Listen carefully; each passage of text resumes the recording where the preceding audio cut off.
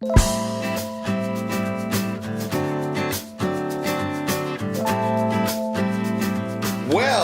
I try not to have too much because for me, champagne induces burping. No, no. Generally the champagne is had after the performance. But I can't say that I'm drinking a Krug after every performance. But it's happened a time or two. It's happened. You know, those are very expensive bottles. I think the expression, the life expression of ultimately the craft breaking through and finding its way to the people. I said in the lyric, watch what happens when the people catch wind of water hitting the banks of that hard, dry land, which is a suggestion that if they get a chance to hear it, they'll like it. And this, I thought that, like, and I'm not just saying this for the, for the cameras. I thought that the champagne was so. At this point, I've traveled all over the world several times, and I've tasted a lot of wine and a lot of champagne, and it was the best I've tasted. And so, at the point at which the craftsmanship that it takes to blend and make this champagne, when people taste it, they'll love it. Now, take my word for it. In a way, is it the typical man that listens to Gregory Porter and drinks champagne? That is the question. Yes, I one would say that both the music and the champagne is so exclusive and rare and special. But actually, we have similar desires to be loved as products. Ultimately,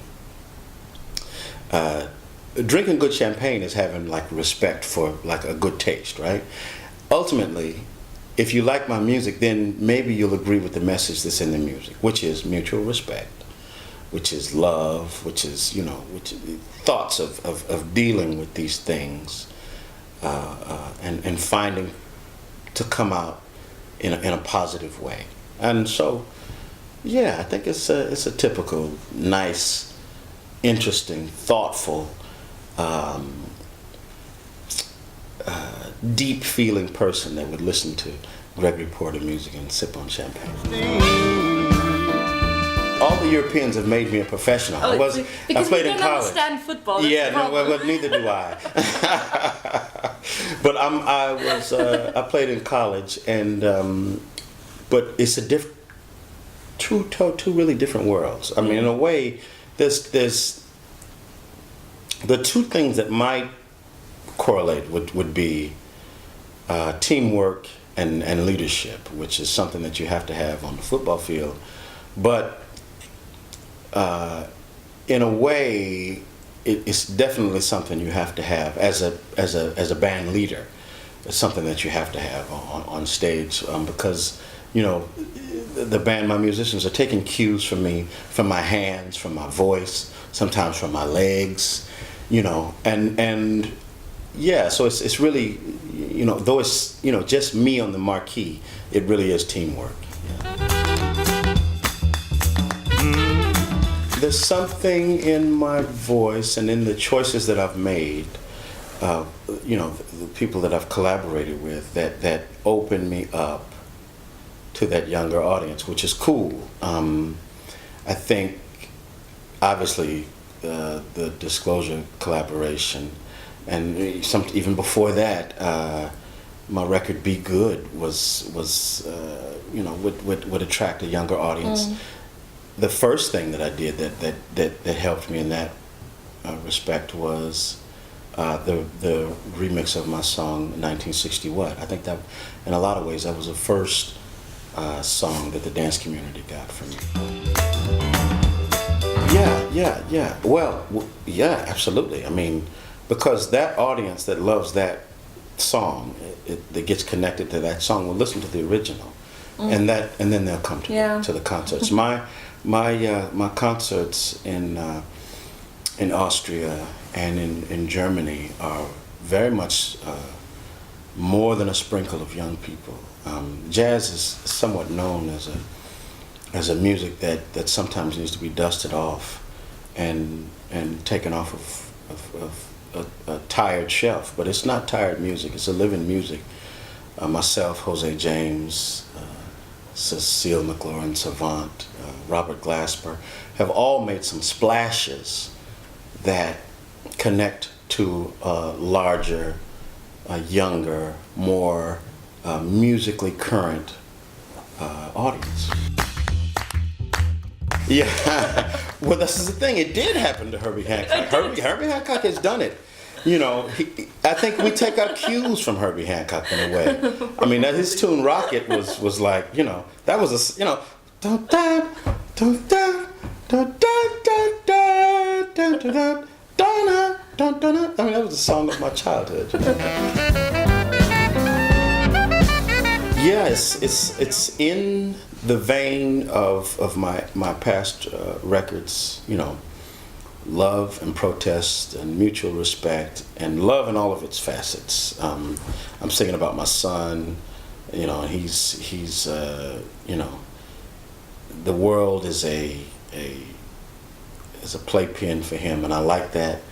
I like that he likes to have, you know, 10, 15 ice cream cones a day. How old is he? He's 3. He asked for you know, 10 ice cream cones. We don't give it to him, but I like the idea that he thinks he should have it.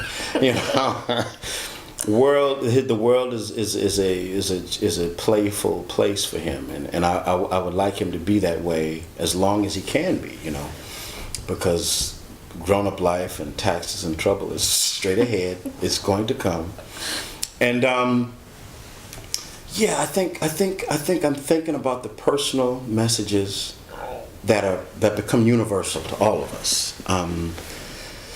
You know, I think that's the charge of an artist, to in some quiet, singular place, create something that people from different backgrounds, different genders, different places in the world can look at and say, oh, I see myself there. And that can happen in love. You know, I've loved the same, and you know, loved too hard, just the same way that you have. You've had your heart broken just the same way that I have. You've stayed too long in a relationship, just like I have. And so these are all the things where we can connect. And that's the thing about, you know, you can look at a painting, and with my nose and my skin color being completely different than yours, we can look at that painting and see ourselves in it. You understand what I'm saying? Mm. You know, based on our commonality, based on some personal experience, but based on some common experience that we both have. That's the charge of artists. That's art. That's what brings us together in dance and film and music and painting. You know.